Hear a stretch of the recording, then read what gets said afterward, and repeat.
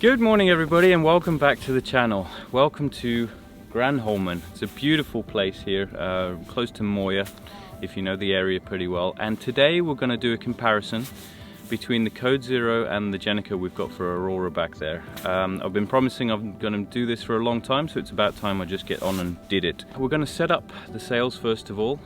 You can see that my friend's joined me on his X-yacht just behind as well.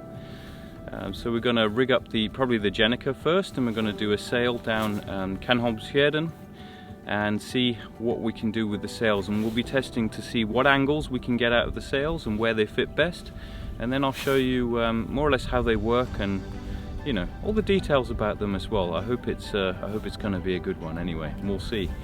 But anyway, let's get to the boat and start rigging the sails up. Hello Ollie. Here we are. Obviously we've got the sail underneath, that's the Code Zero, and we've got the Gennaker on the left side there. The Gennaker is significantly bigger in the bag than the Code Zero is, but the equipment needed: 2 sheets, 1 tack line, or the tack will only be used to push the sail out in front of the boat and upwards and then bring it back down again. So depending on what wind condition it is, if you've got very light winds from a very deep angle, like coming around to the back of the boat, then this could be good to take the Gennaker away from the mainsail so you get a bit more wind in it if it's very light winds. And then of course you've got the CX25 furler here. So this furler is specifically for the Code Zero for a furler sail. So you can see it, it has the clip on the bottom there, it just clips onto the bowsprit, and the bottom of the sail just clips to the top of the CX25 there. It's fairly easy to set up. And then of course this is the furling line as well, so you can furl it in. When you furl it out, you use the sheet to pull the sail out. Okay, first things first, release the Gennaker halyard so it's nice and loose, so you can actually release it from the peaker or the bowsprit there, and you don't have to run backwards and forwards. And then we take the sail up the deck. Okay, so the first thing I'm going to think about actually before raising the Gennaker, actually it's not so important with the Code Zero, but with the Gennaker it's easier if you know when you get out of the harbour which side the wind is going to be on. So I'm going to raise the Gennaker in this case on the port side of the boat. So basically we're going to connect the halyard up to the Gennaker, and then we're going to prepare the tack as well, the tack line. The reason why it's important to get the right side of the boat, or which side you think you're going to fly the sail, is the not the leeward sheet, but the windward sheet needs to be fed round the right way, either inside or outside of the halyard on the front. I'll show you that in a second. Connecting the halyard.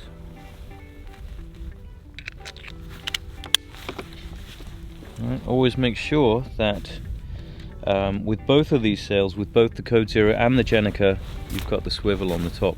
Okay, so tack line up here, or tack sheet, or whatever you want to call it, goes through a block right at the front of the peaker here. And note, I'm running that tack line to the left side of the jib, the same side as I'm raising the Gennaker on. Comes back. Here, luckily it lines up with this one, so I just go through this just to keep it, falling in the water or something like that, but don't rely on this one to do any pulling one way or the other. That's what the next block's for here.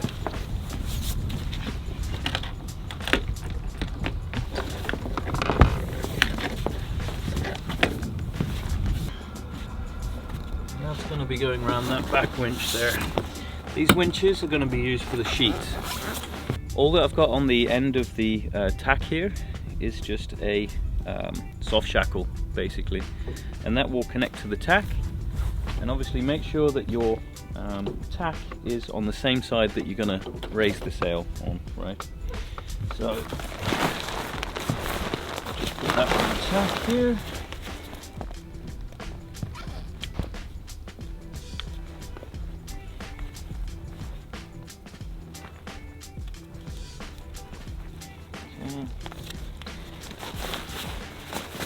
that's nice and snug. And then that side's ready to go. So another good thing to know actually, it's always good to clip this to the stanchions or the safety lines here, so that you don't lose the bag, especially if it's windy or you're out at sea doing this.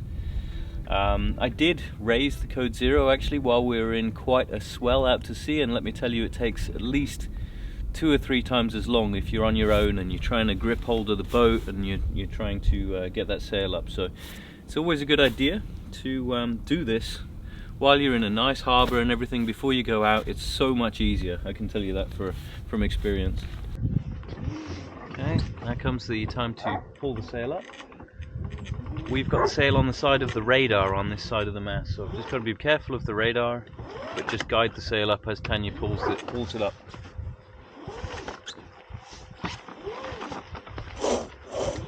And don't lose the soft line.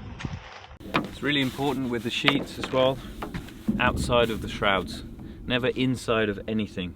Go straight from the sail, the clew of the sail, all the way down to the back block there, and it shouldn't be inside these.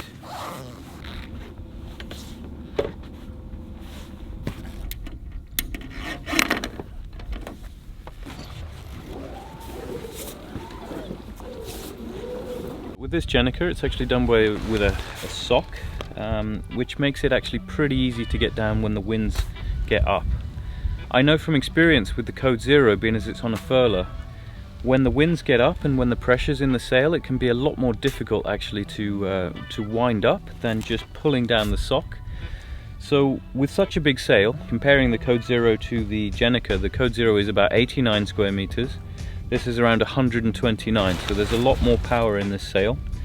So to use the sock to get this sail down is actually a lot easier than furling, I would say. I haven't had experience with a furling Gennaker, but just from the comparison with the code 0, I can say that. At the bottom of the sock, you have this inflatable bladder, basically, that keeps it nice and sturdy and open, making it much easier actually, so that the sock can quite easily go over the sail as it's coming down and just snuff it quite nicely as it comes down. So quite happy with this. They did provide a pump with the bladder and with the inflatable bit at the bottom here, but I just blow it up with my mouth basically.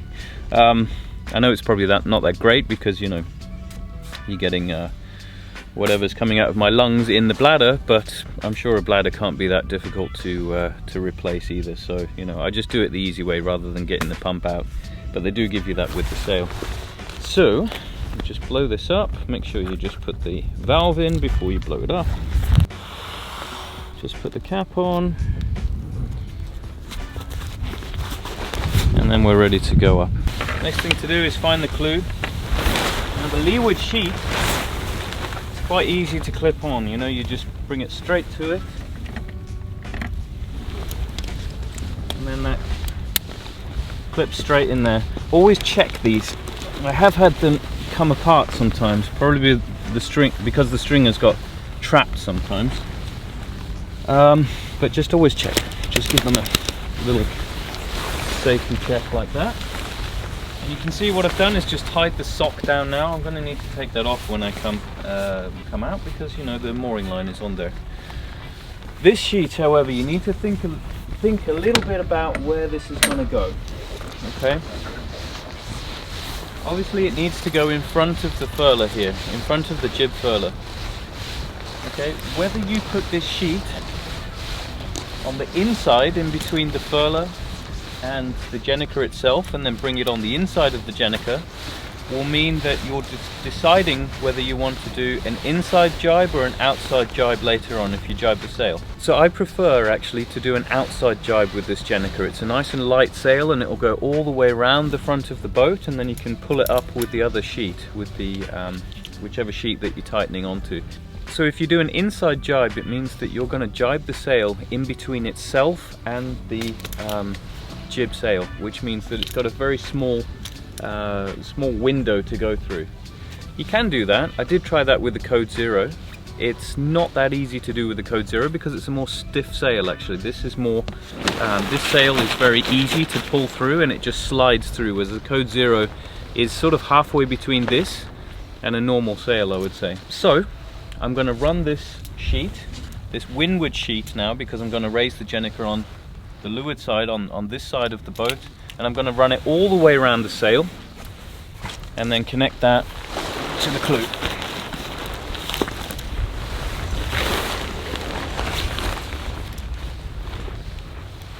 Like so.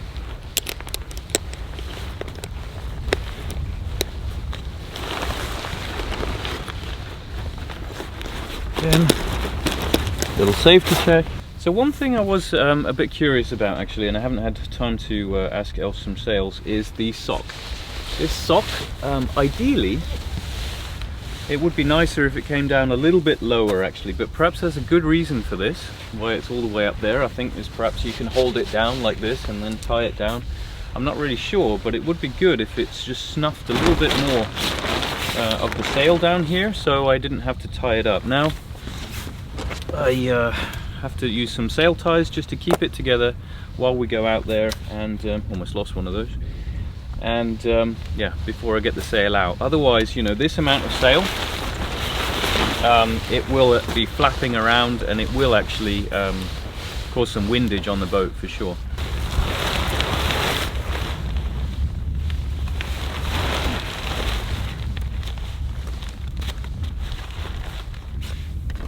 You can see that Elvstrøm have also provided a spare bladder as well, which is super nice. If we ever puncture that one, we've got a spare at least. So one more thing I forgot to mention, guys, as well, is I prefer to always get the fenders off the deck and off the rails while flying these big sails, because I don't want any tangling or anything like that. It's just a nice clean deck, so the lines can run, or the sheets can run smoothly. And that's it. That's our Gennaker more or less ready to go. So let's get out on the water and get some sails up and let's test it out. Alright. See you in a bit, maybe. Bye bye.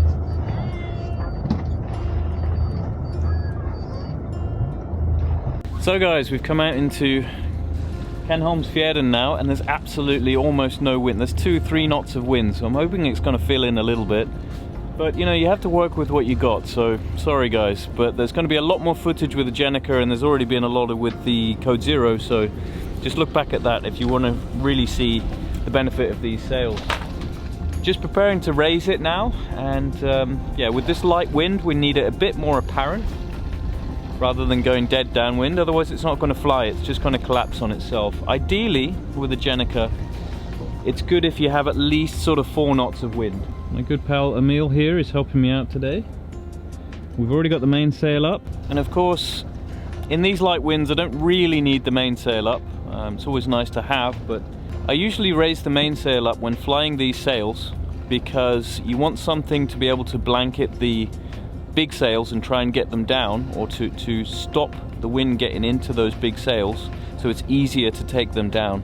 If you've got no protection, if you've got no mainsail blanketing these sails, you can have a real problem. It can be very difficult to get them down. You know, you can turn downwind, which is the best way to relieve the pressure on the sail to a certain point, but the mainsail does a big job actually in yeah, making it a little safer in that respect.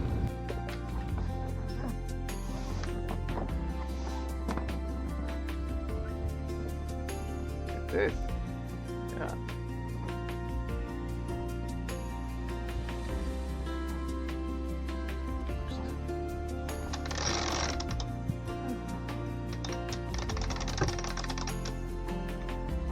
There we go. So guys, we're doing 1.3 knots. It is such a beautiful day.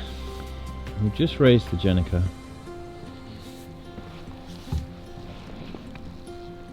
But as you can see, it's a very, very big sail, very beautiful, but there's absolutely no wind in it right now, nothing. I thought there'd be at least 1 or 2 knots. Nothing. I'm getting overtaken by kayakers at the moment. Okay guys, we've got a tiny bit of wind now, 2-3 knots of wind, and this Gennaker starts to push the boat. It starts to fill with wind, and it actually makes it, you know, it pushes you along pretty fast in really light wind conditions. This is a bit too light, if I'm honest with you, and the forecast wasn't meant to be like this. It was meant to be sort of, you know, 4 or 5 knots, which is not a lot, but it would have been enough.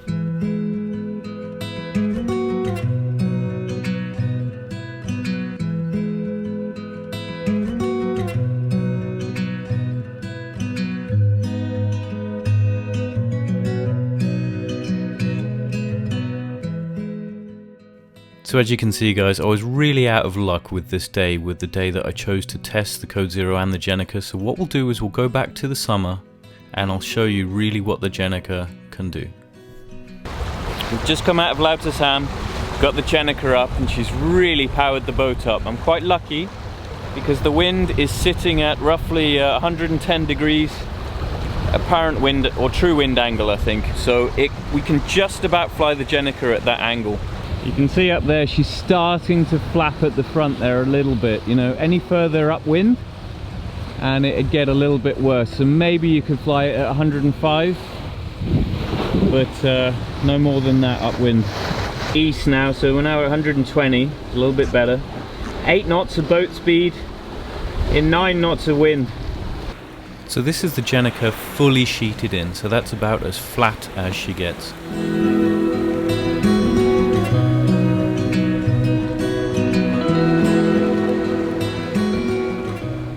Just playing a little bit around with the sheet now, just to see how far I can let it out without it collapsing or doing anything like that. So the limit is about there. So you can see the sail is just about holding this wind angle now, and I think we're about at 160 degrees. True wind bearing, and she's just about flying, and you can see the headland in front of us.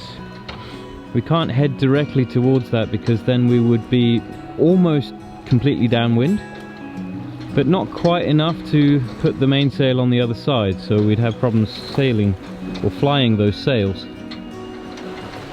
So at the moment we're going a bit out to sea, a bit this way, and then we'll be coming directly downwind towards Visby, and I think that will work quite nicely. Wing on wing sailing with the Gennaker. Super nice, smooth sail. Even Tanya's happy. We're doing 6.5 knots and 8.5 knot wind. It's pretty good, eh? 8.2 knots, 8.3. Wind's increasing, so I need to be a bit on edge now. But I'm enjoying the speed for sure. Really a cool sail.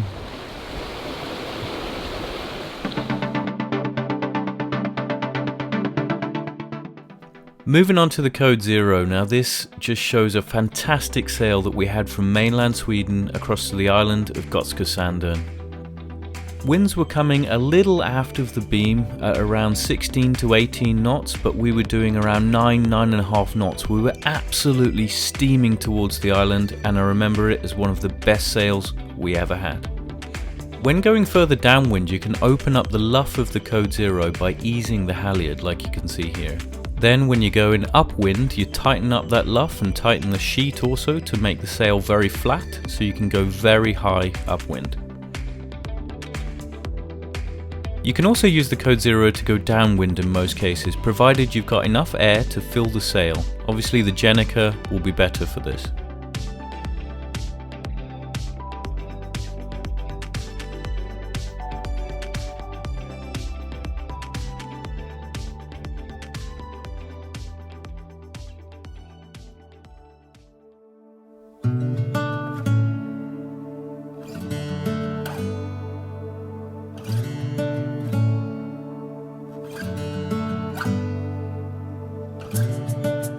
Now coming back to my point earlier, when you're rigging up the sheets for this, you see this windward sheet here now is going all the way around the front of the Gennaker there, and then to the clew at the back of the sail.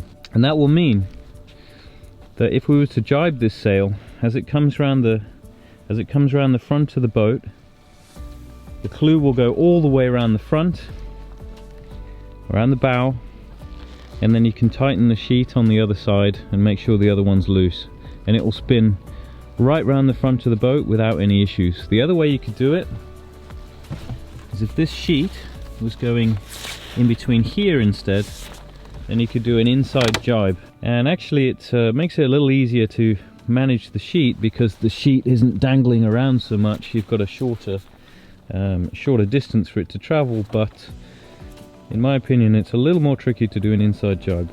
Beautiful. And of course with the Elvstrøm sail configurator, you can pretty much decide exactly how you want the pattern to be. So we designed this ourselves online, and of course we also put the Aurora text up there on the sail as well.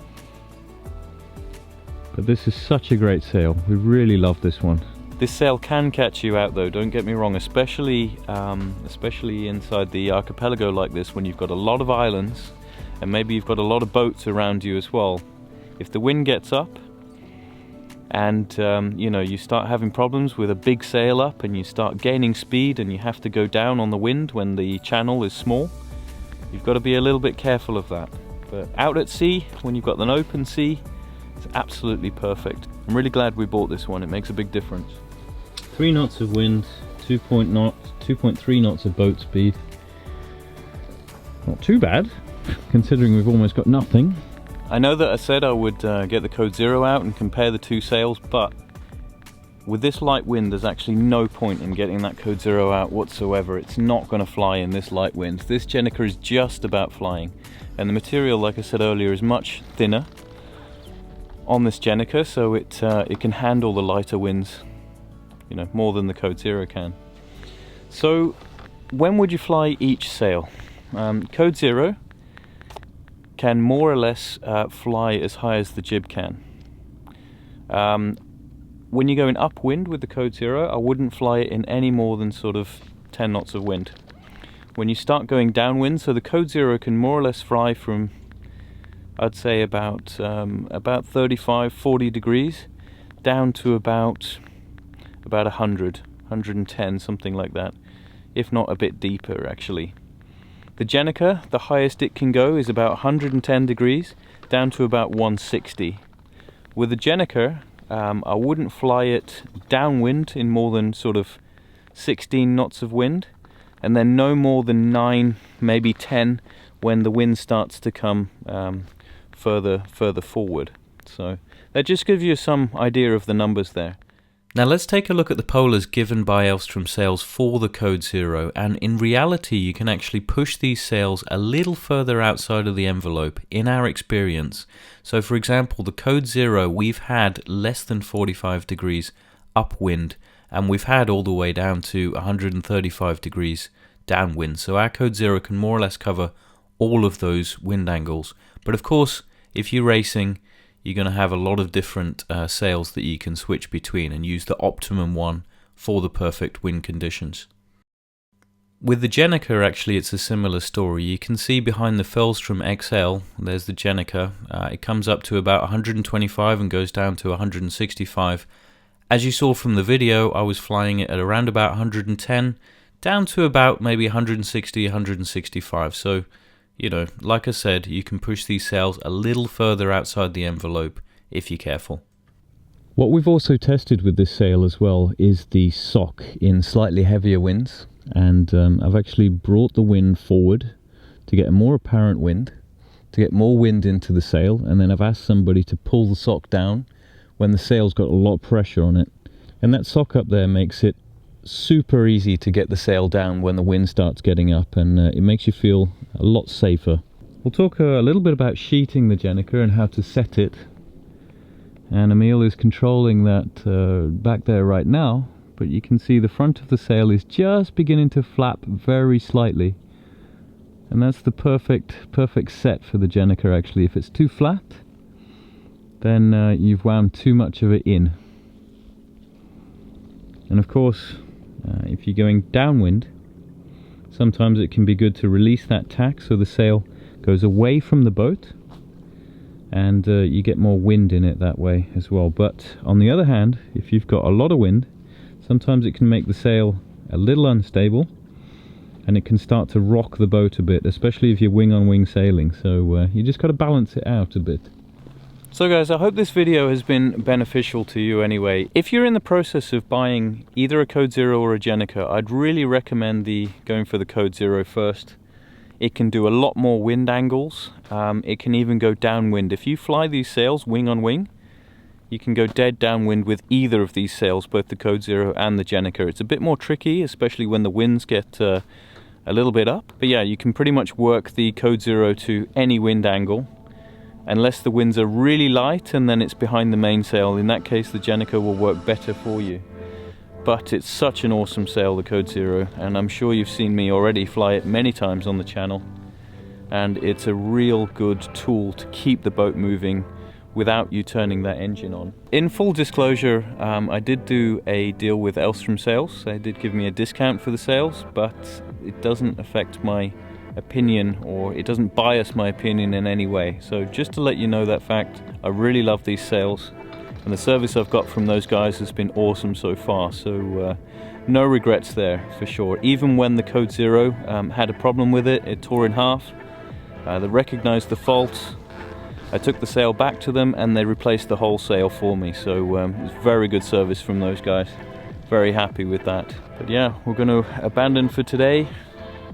Get in, have a nice night, enjoy these late autumn sails, and I hope you guys are well. Thanks very much for watching. I'll see you next time.